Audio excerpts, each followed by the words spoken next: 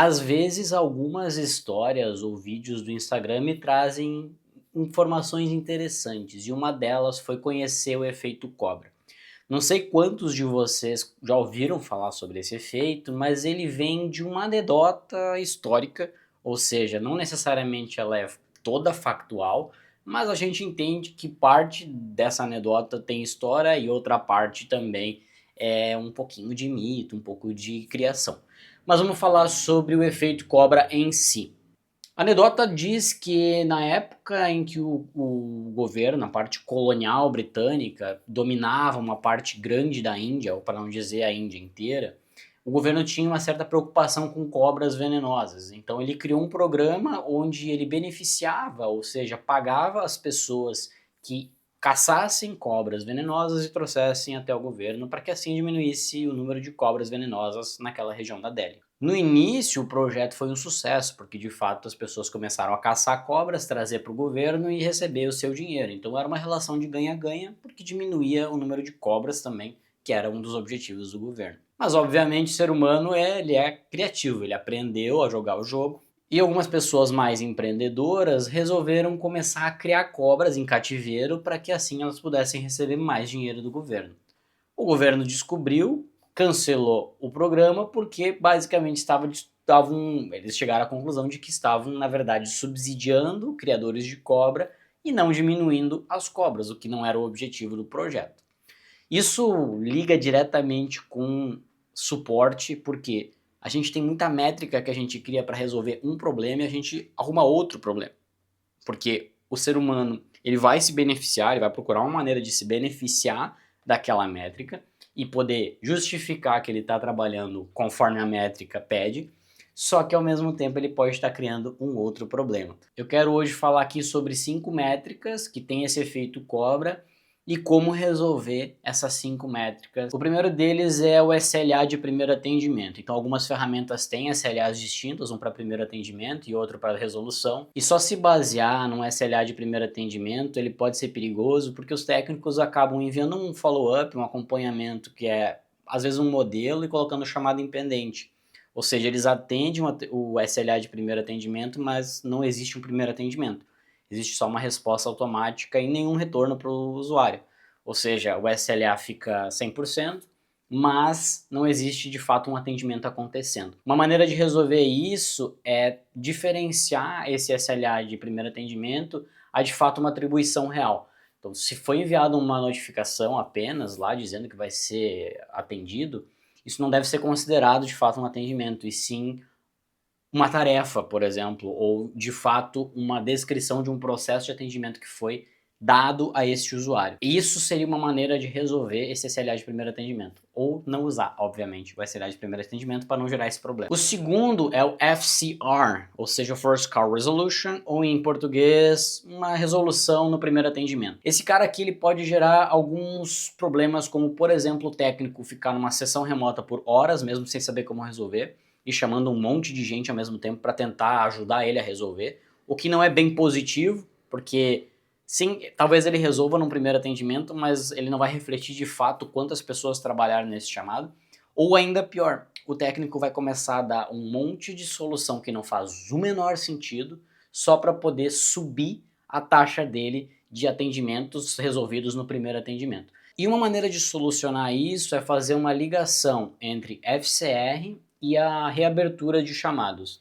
Então, se aquele chamado que for resolvido com o FCR ok, ou seja, no primeiro atendimento ele foi resolvido, na primeira chamada ele foi resolvido, mas ele foi reaberto, então ele deveria de ser anulado da lista de FCRs. Ou então tem que fazer uma análise de quantos FCRs foram reabertos e quantos não foram reabertos. Porque isso vai trazer um número quantitativo de chamados de First Call Resolution e um número qualitativo de quantos foram reabertos. Então, se o técnico resolveu no primeiro atendimento, ele tem que ter certeza de que o usuário lá na outra ponta valida aquela solução e aprova aquela solução, para que aí sim a gente tenha de fato um atendimento que foi resolvido no primeiro atendimento e que ele seja com qualidade alta. A terceira métrica que eu quero trazer para cá é aquela métrica que ela valoriza o volume de chamados resolvidos. O volume de chamados resolvidos é perigoso porque ele pode gerar um efeito dos técnicos começarem a simplesmente resolver os chamados mais simples.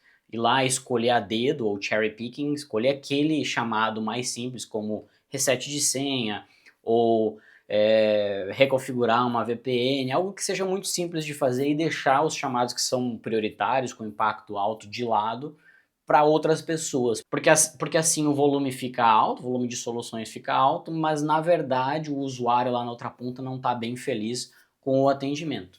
Então, para resolver isso, teriam duas opções. Uma seria atribuir chamados de forma automática, seja por categoria, seja por descrição, complexidade, por round robin, se o sistema permite isso, que é de forma aleatória, né? O cara que tiver com menos atendimentos vai receber aqueles chamados.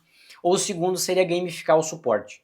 Ou seja, se define uma regra de jogo onde chamados que são simples, como reset de senha, gera um ponto no volume, e um que exija uma análise de um servidor ou que tenha uma complexidade maior, aí pode se basear por uma categoria, por exemplo, ele gere 15 pontos no volume.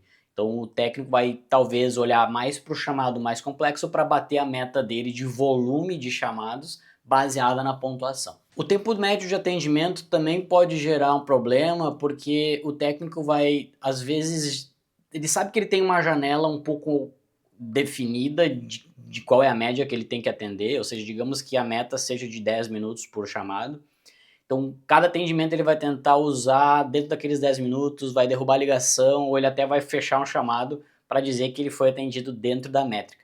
Então, olhar para o tempo médio de atendimento e bonificar o técnico ou penalizar o técnico que não cumpre a média, a métrica de forma sozinha, né, de forma isolada, pode gerar um efeito ruim. Então eu usaria esse tempo médio de atendimento de forma mais de back office, ou seja, como coordenador, para saber que tipo de time ou de técnico precisa que tipo de treinamento, ou até para saber se é um momento de contratação.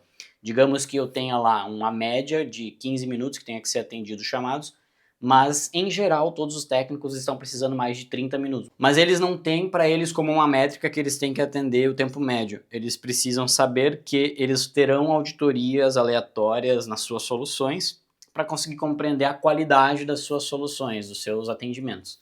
Mas o TMA eu usaria mais como um back-office, eu como coordenador, enfim, para descobrir se o técnico A está demorando mais para atender tipos de chamado de rede, ele deveria estar demorando menos, talvez eu tenha que treinar ele, ou até contratar mais pessoas. O outro é o Customer Satisfaction, ou CSAT. Quando ele é enviado manualmente, principalmente, ele pode gerar um efeito cobra, porque os técnicos vão deixar de enviar aquelas satisfações para as pessoas que eles sabem que talvez não estejam tão felizes com o atendimento.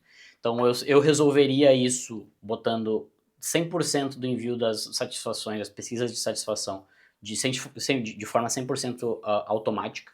Então, todo mundo que abre o chamado, a partir do momento que o chamado é fechado, ele recebe, ou pode botar uma taxa de 70% para não encher a caixa de e-mail das pessoas que pedem suporte, mas todos devem receber de forma automatizada. Isso resolveria. E outra coisa é trazer também perguntas que sejam um pouco mais Customer Effort Score.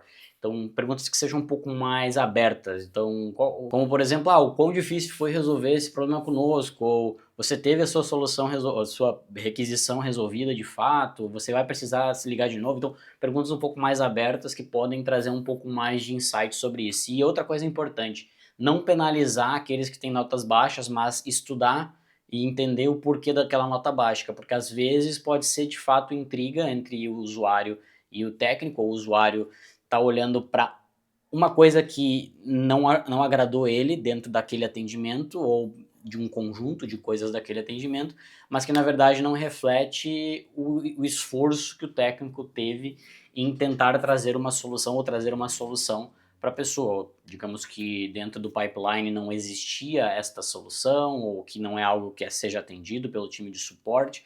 Então o usuário lá na ponta simplesmente porque a luz dele não estava legal, ele quis cobrar que a TI trocasse a lâmpada, ele simplesmente diz, eu não fiquei satisfeito porque não resolveram o meu problema. Então quando tu vai fazer um estudo de fato, tu entende o porquê e aí se faz outros estudos para entender se vai começar a colocar isso lá no catálogo de serviços ou não. Mas esse é assunto para talvez outro vídeo.